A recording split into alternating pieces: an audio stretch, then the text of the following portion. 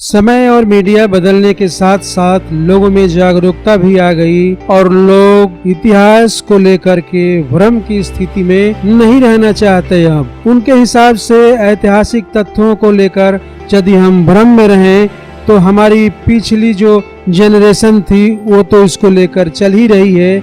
आने वाली जनरेशन को इस भ्रम से पर्दा उठना चाहिए और सत्य और तथ्य क्या है उसका उजागर होना बहुत जरूरी है। तो एक सत्य और तथ्य को हम आपके सामने रख रहे हैं, वो ये है कि वास्को डी गामा ने भारत की खोज की, क्योंकि आज तक तो ऐसा ही पढ़ाया जा रहा है कि वास्को डी गामा ने ही भारत की खोज की। आज की इंटेलेक्चुअल सोसाइटी इस पर भी शोध कर रही है कि ये बातें सत्य है या नहीं, क्योंकि ये इतिहास जो है यूरोपीय इतिहासकारों ने लिखा है और हमारी जनरेशन अब ये मान रही है कि ये तथ्य तोड़ मरोड़ कर लिखे गए हैं या यूं कहें कि ये असत्य हैं। हालांकि जो ये कहा जा रहा है वो पूर्ण रूपेण ही सत्य हो, ऐसा आप तभी कह सकते हैं जब आप खुद भी इन बातों को सुनकर समझकर और सोचिए कि जो कहा जा रहा है वो सत्य है या नहीं।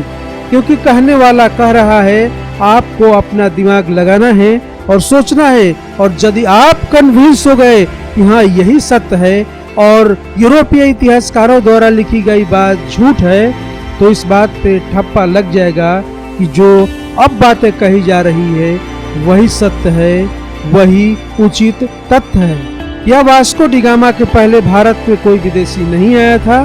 और क्या भारत कोई ऐसी चीज है जिसे खोजा जाए? हजारों वर्ग किलोमीटर के भूभाग को वास्को डी गामा ने खोज लिया। क्या आपको यह हास्यास्पद नहीं लगता? यह ऐसा ही है कि आप अपने पड़ोसी के घर को खोज लें और दुनिया में इतिहास प्रसिद्ध हो जाए कि आपने पड़ोसी के घर को खोजा। हालांकि आजकल पढ़ाया जाता है कि भारत के समुद्री मार्ग की वास्को डी गामा ने खोज की थी। सचमुच यह हद दर्जे की मूर्खता है कि भारतीय बच्चों को यह पढ़ाया जा रहा है कि वास्को डी गामा ने भारत की खोज की। पढ़ाया यह जाना चाहिए कि वास्को डी गामा ने यूरोप को पहली बार भारत तक पहुंचने का समुद्री मार्ग बताया। दरअसल पहले यूरोपीय देशों के लिए भारत एक पहेली जैसा था। यूरोप अरब के देशों से मसाले, मिर्च आदि खरीदता था, लेकिन अरब के कारोबारी उसे यह नहीं बताते थे यह मसाले पैदा किस जगह किए जाते हैं। यूरोपीय इस बात को समझ चुके थे कि अरब कारोबारी उनसे जरूर कुछ छुपा रहे हैं। ये कारोबारी अरब के उस पार पूर्वी देशों से ज्यादा परिचित नहीं थे। जहाँ तक सवाल भारत का है तो इसके एक ओर हिमालय की ऐसी श्रृंखलाएं हैं जिसे पार करना उस दौर में असंभव ही था। भारत के दूसरी ओर तीन ओर से भारत को समुद्र ने घेर रखा था। ऐसे में यूरोपीय वासियों के लिए भारत पहुंचने के तीन रास्ते थे। पहला रशिया पार करके चीन होते हुए बर्मा में पहुंचकर भारत में आना, जो कि अनुमान से कहीं ज्यादा लंबा और जोखिम भरा था। दूसरा रास्ता था अरब और ईरान को पार करके भारत पहुंचना, लेकिन यह रास्ता अरब के लोग इस्तेमाल करते थे और वे किसी अन्य को अंदर घुसने नहीं देते थे। तीसरा रास्ता समुद्र का था, जिसमें चुनौती देने वाला सिर्फ समुद्र ही था। ऐसे में एक ऐसे देश के समुद्री मार्ग को खोज करने यूरोपीय के नाविक निकल पड़े, जिसके बारे में सुना बहुत था लेकिन देखा कभी नहीं था। इन नाविकों में से एक नाम क्रिस्टोफर कोलंबस का था, जो कि इटली के निवासी थे। भारत का समुद्री मार्ग खोजने निकले कोलंबस अटलांटिक महासागर में भ्रमित हो गए और अमेरिका की तरफ पहुंच गए। कोलंबस को लगा कि अमेरिका ही भारत है, इसी कारण वहां के मूल निवासियों को रेड इंडियंस के नाम से जाना जाने लगा। कोलंबस की यात्रा के करीब 5 साल बाद पुर्तगाल के नाविक वास्को डी गामा जुलाई 1498 में भारत का समुद्री मार्ग खोजने निकले। वास्को डी गामा ने समुद्र के रास्ते कालीकट पहुंचकर यूरोप वासियों के लिए भारत पहुंचने का एक नया मार्ग खोज लिया था। 20 मई 1498 को वास्को डी गामा कालीकट तक पहुंचे और वहां के राजा से कारोबार के लिए हामी भरवा ली। कालीकट में 3 महीने रहने के बाद वास्को पुर्तगाल लौट गए। कालीकट अथवा कोलिकोड केरल राज्य का एक नगर और पत्तन है। 1499 में भारत की खोज की यह खबर फैलने लगी। वास्को डी गामा ने यूरोप के लुटेरों, शासकों और व्यापारियों के लिए एक रास्ता बना दिया था। इसके बाद भारत पर कब्जा जमाने के लिए यूरोप के कई व्यापारियों और राजाओं ने कोशिश की। समय समय पर वे आए और उन्होंने भारत के केरल राज्य के लोगों का धर्म बदलने में महत्वपूर्ण भूमिका निभाई। पुर्तगालियों की वजह से ब्रिटिश लोग भी यहाँ आने लगे।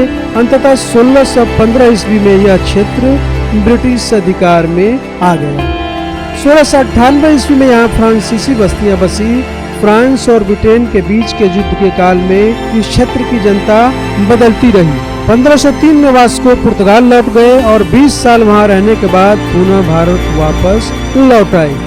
24 मई 1524 को वास्को डी गामा की मृत्यु हो गई। लिस्बन में वास्को के नाम का एक स्मारक है। ये वही जगह है जहाँ से उन्होंने भारत की यात्रा शुरू की थी। दरअसल 1492 में नाविक राजकुमार हेनरी की नीति का अनुसरण करते हुए किंग जॉन ने एक पुर्तगाली बेड़े को भारत भेजने की योजना बनाई ताकि एशिया के लिए समुद्री मार्ग खुल सके। उनकी योजना मुसलमानों को पछाड़ने की थी, जिनका उस समय भारत और अन्य पूर्वी देशों के साथ व्यापार और एकाधिकार था। गुस्टावो डी गामा को इस अभियान के नेतृत्व के लिए चुना गया, लेकिन उनकी मृत्यु के बाद वास्को डी गामा ने उनका स्थान लिया। 18 जुलाई 1947 को 8 जुलाई 1497 को वास्को डी गामा 4 जहाजों के एक बेड़े के साथ लिस्बन से निकले थे। वास्को डी गामा के बेड़े के साथ 3 दुभाषी भी थे, जिनमें 2 अरबी बोलने वाले और एक बंटू बोलियों का जानकार था। बेड़े में वे अपने साथ एक पेंड्राओ पसाड़ स्तंभ भी ले गए थे, जिसके माध्यम से वह अपनी खोज और जीती हुई भूमि को चिन्हित करता था। तो ये थी इतिहास की पहली झूठ कि वास्को डी गामा ने भारत की खोज की। अपने हिसाब से अपना इतिहास लिखने वाले यूरोप वासियों ने बहुत दिनों तक हमें भ्रमित किया, पर अब इस भ्रम से पर्दा उठना चाहिए।